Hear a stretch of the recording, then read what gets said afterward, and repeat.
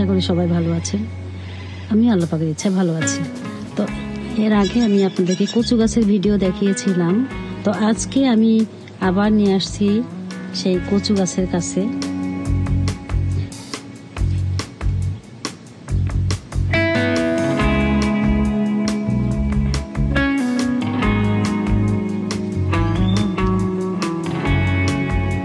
দেখেন আমার কচু গাছগুলি কত বড় হয়ে গিয়েছে। তো আজকে আমি কচু উঠাবো, কচু শাকগুলি সব কেটে ফেলবো, কারণ রোদে পাতাগুলি দেখেন কেমন হয়ে যাচ্ছে। তো আজকে আমি কচু শাক কেটে রান্না করব, আপনাদের সাথে শেয়ার করবো ইনশাআল্লাহ। তো এই তো দেখেন আমি কত কচু শাক কেটে নিলাম। মাশাআল্লাহ, ডেগুলো বেশ মোটামোটাই হয়েছে।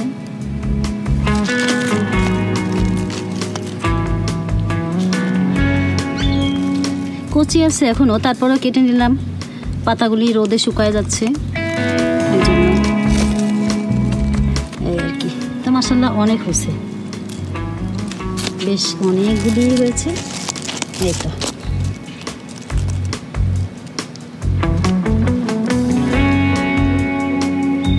পাতাগুলি কত সুন্দর, একদম কচি কচি পাতা, কত কচি পাতা, কত সুন্দর। দেখেন পাতা সহই আর কি এগুলি আমি আজকে রান্না করব, তা আপনাদের সঙ্গে শেয়ার করব। দেখেন আজকে কত শাক উঠাই ফেললাম। আজকে কচু শাক খাবো ইনশাল্লাহ, আর হচ্ছে লাউ শাক দিয়ে মাছ দিয়ে ঝোল করব আজকে। দেখেন লাউয়ের একদম কচি কচি ডগাগুলি, আরও অনেক ডগা হয়েছে। তো কী সার দিয়ে আমি এরকম শক্তিশালী বানালাম আমার গাছকে, আমি আপনাদের সাথে পরে শেয়ার করব। তো আজকে রান্নাবান্নায় চলে যাচ্ছি। এই তো দেখেন আমার লাউয়ের আগাগুলি কি একেবারে লক করছে, লকে আগা। আজকে একটু আগা এগুলি রান্না করব, এগুলি রুই মাছ দিয়ে আজকে ইনশাল্লাহ ঝোল করব। আর এই হচ্ছে কচু শাক, অনেক কচু শাক তোলা হয়েছে এই যে এক ব্যাগের মতো। এগুলি এখন কেটে বেছে ধুয়ে রান্না বসায় দিব, আপনাদের আবার শেয়ার করবো আপনাদের সঙ্গে। এই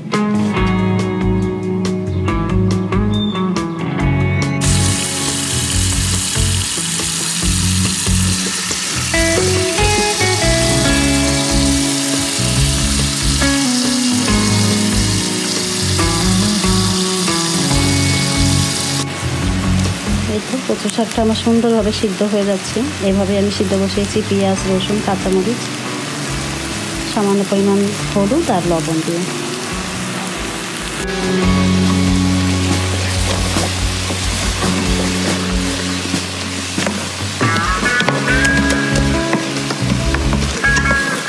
কত সুন্দরভাবে এটা গলে গেছে। আমি কিন্তু পানি এরকম দেয়নি, এটা কচু ধোয়ার যে গায়ে যে পানিটা ছিল সেটা একদম এটাকে একদম আমি ওইভাবে ঘেটে ফেলবো। পানিটা আর একটু শুকিয়ে তারপরে এটাকে বাগার দিয়ে দেবো।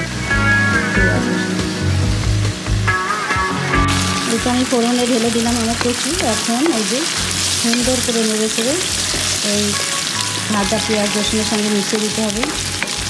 দেখেই তো মনে হচ্ছে যে খুবই মজা হবে। অনেক বছর পরে কচু খাবো আজকে, আর এটার সঙ্গে কিন্তু অবশ্যই লেবু খেতে হবে। তো গাছের আমাদের গার্ডেনের লেবু এখনও খাওয়ার মতো হয়নি, ছোটো। যাই হোক, কী করা যাবে, কেনা লেবু দিয়ে খেতে হবে। আর মরিচ তো আছে আমার গার্ডেনেরই কাঁচা মরিচ দিয়ে খাওয়া যাবে, খুব মজা করে, খুবই মজা করে। দেখেন এটাকে এখন আমি ভাজা পেঁয়াজ রসুনের সঙ্গে মিশিয়ে দিব।